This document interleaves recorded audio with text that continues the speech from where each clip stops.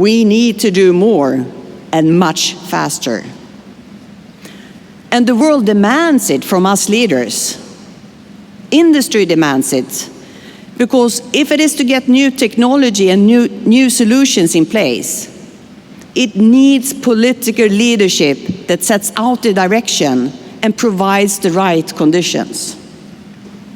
People demand it because they see a risk of slipping behind or losing their jobs as demand for sustainable solutions, green energy, and new technology increases.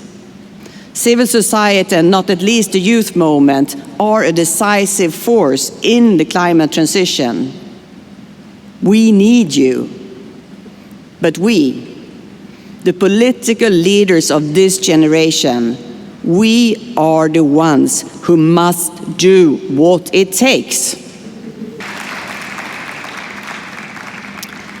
Here in Sweden, we have chosen a long-term and determined approach to accelerate the green transition.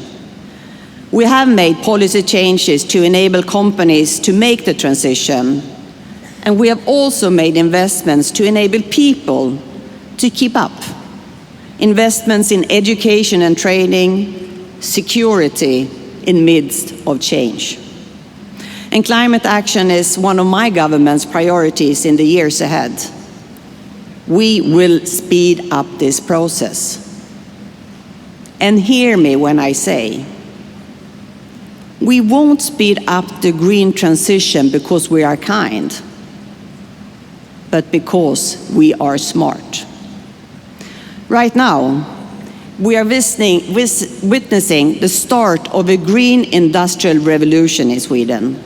It creates thousands of jobs through investments in battery factories, green mining, and fossil-free steel production.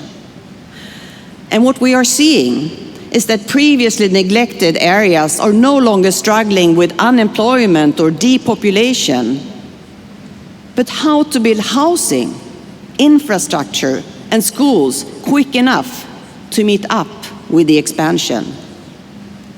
And yesterday, right outside these doors, the very first vehicle built using fossil-free steel was presented. And it is a project as a result of public-private partnership supported by the Swedish government.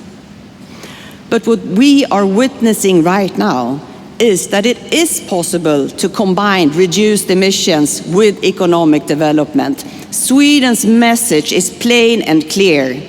Going green is not only possible, it is the path to create growth, jobs, and prosperity for all.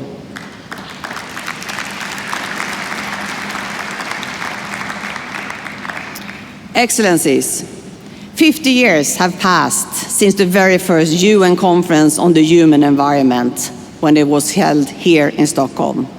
So let's make this meeting a success by going home, doing more, and doing it much faster. I am counting on you, on your commitment, your leadership, and your support. And let our work be guided by the words spoken at the 1972 conference by the then Prime Minister Olof Palme. There is no individual future, neither for human beings nor for nations. Our future is common. We must share it together. We must shape it together. And it is my great pleasure to declare the meeting officially open. Thank you.